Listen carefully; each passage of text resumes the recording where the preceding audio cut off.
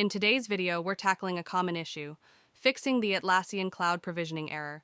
You might see this error message, error while verifying if user test exists, unauthorized. Don't worry, it's usually because there's a mix-up with the API token or base URL.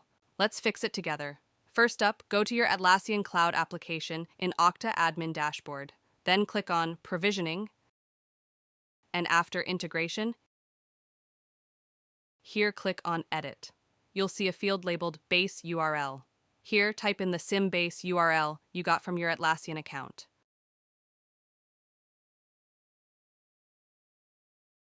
Next, there's the API token field.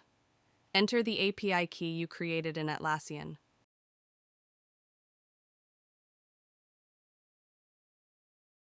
Now click on Test API Credentials. This checks if everything's connecting right. If it's all good, click Save. Let's try adding a user again. Go to Dashboard, then Tasks.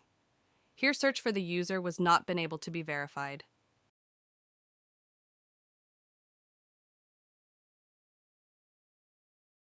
Found a task that didn't work? Click Retry Selected next to it. Almost there. Let's make sure the user is actually in the Atlassian Cloud app. Go to Applications, then Atlassian Cloud,